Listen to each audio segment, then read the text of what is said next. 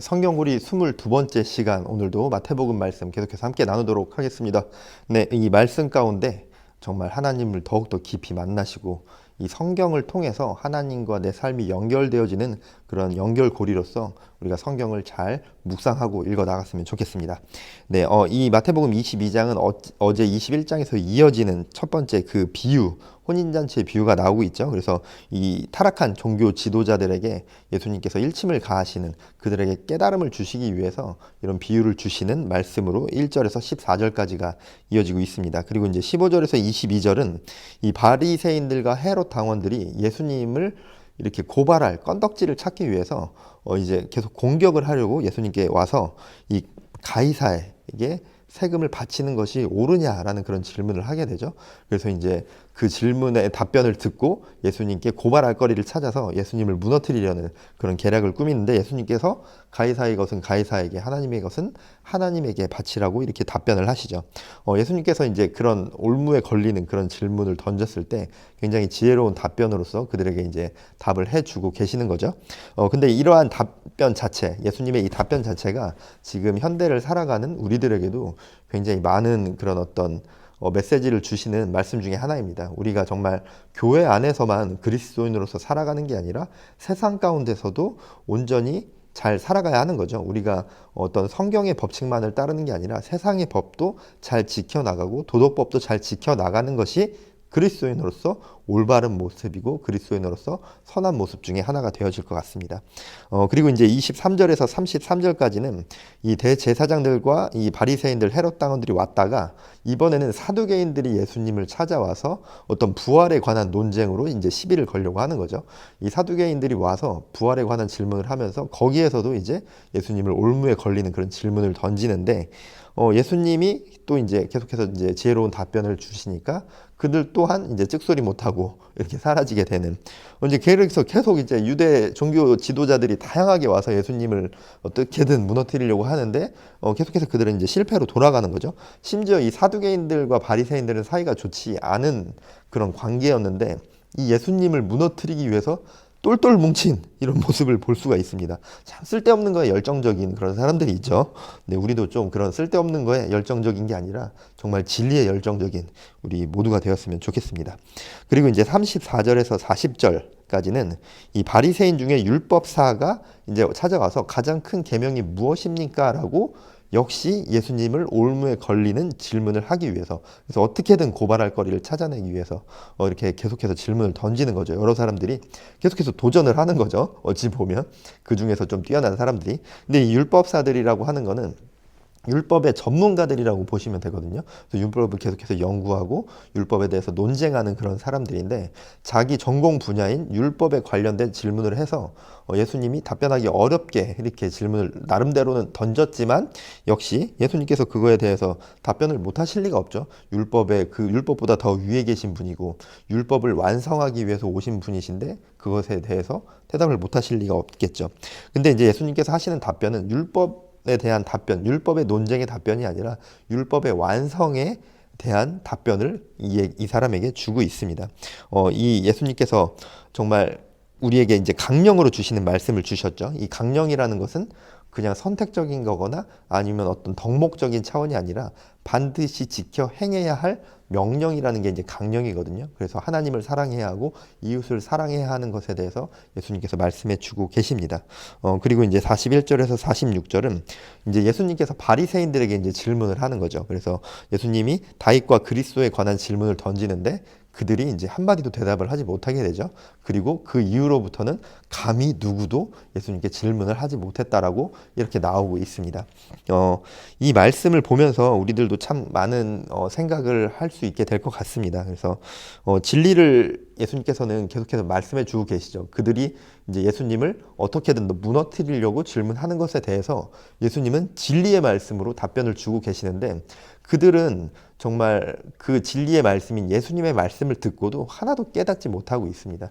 그래서 이제 들을 귀 있는 자들만이 들을 수 있다라고 말씀을 하시는 거겠죠. 아무리 예수님께서 진리의 말씀을 주셔도 그들의 마음 가운데 완악함이 있기 때문에 예수님의 말씀은 온전히 깨달아 알지 못하는 겁니다. 우리도 계속해서 이 성경과 가까이 하고 매일의 삶 가운데 기도로 살아가지 않으면 아무리 어떤 말씀을 듣고 어떠한 성경을 본다 할지라도 우리가 정말 온전한 가운데 살아가지 않으면 이들처럼 그런 진리의 말씀을 깨달을 수 없을 것입니다. 그래서 우리가 정말 성경을 계속해서 가까이 하고 기도하는 삶으로 살아가시면서 진리의 말씀을 온전히 올바로 깨닫는 주님의 자녀들로서 살아가시기 바랍니다. 네, 이제 드라마 바이블로 함께 말씀 듣도록 하겠습니다. 제22장.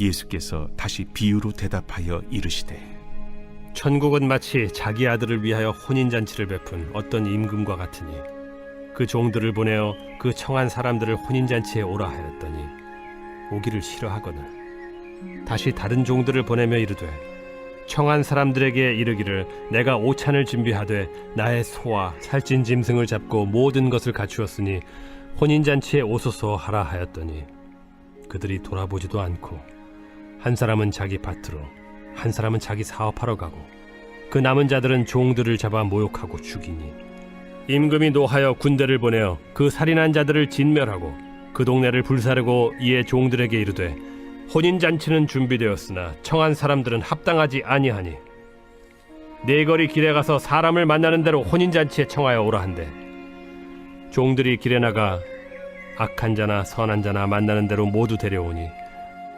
혼인잔치에 손님들이 가득한지라 임금이 손님들을 보러 들어올새 거기서 예복을 입지 않은 한 사람을 보고 이르되 친구여 어찌하여 예복을 입지 않고 여기 들어왔느냐 하니 그가 아무 말도 못하거늘 임금이 사환들에게 말하되 그 손발을 묶어 바깥 어두운 데 내던지라 거기서 슬피 울며 이를 가게 되리라 하니라 청함을 받은 자는 많되 택함을 입은 자는 적으니라.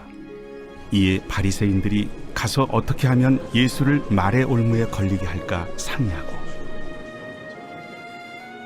자기 제자들을 헤롯 당원들과 함께 예수께 보내어 말하되 선생님이여 우리가 아노니 당신은 참되시고 진리로 하나님의 도를 가르치시며 아무도 꺼리는 일이 없으시니 이는 사람을 외모로 보지 아니하심이니이다.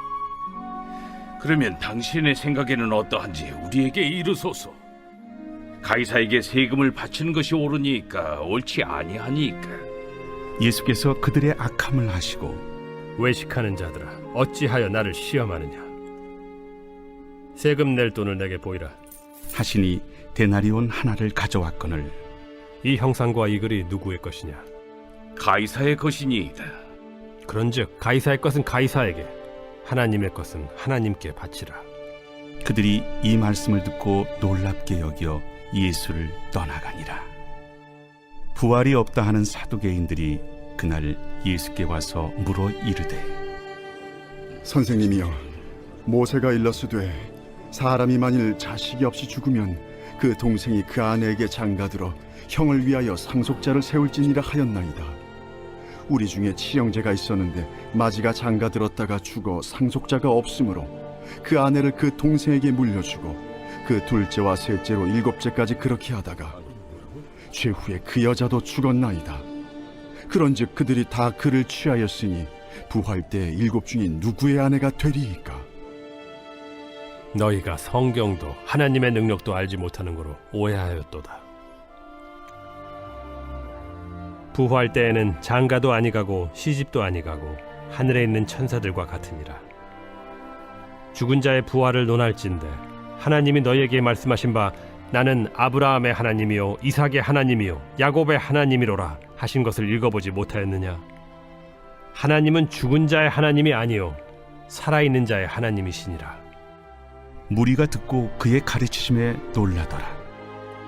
예수께서 사두개인들로 대답할 수 없게 하셨다 함을 바리새인들이 듣고 모였는데 그 중에 한 율법사가 예수를 시험하여 묻되 선생님, 율법 중에서 어느 계명이 크니이까? 내 마음을 다하고 목숨을 다하고 뜻을 다하여 주 너희 하나님을 사랑하라 하셨으니 이것이 크고 첫째 되는 계명이요 둘째도 그와 같으니 내 이웃을 내 자신같이 사랑하라 하셨으니 이 두 계명이 온 율법과 선지자의 강령이니라. 바리새인들이 모였을 때 예수께서 그들에게 물으시되 너희는 그리스도에 대하여 어떻게 생각하느냐? 누구의 자손이냐? 다윗의 자손이니이다. 그러면 다윗이 성령에 감동되어 어찌 그리스도를 주라 칭하여 말하되 주께서 내 주께 이르시되 내가 네 원수를 네 발 아래에 둘 때까지 내 우편에 앉아 있으라 하셨도다 하였느냐. 다윗이 그리스도를 주라 칭하였은즉 어찌 그의 자손이 되겠느냐. 한마디도 능히 대답하는 자가 없고 그날부터 감히 그에게 묻는 자도 없더라.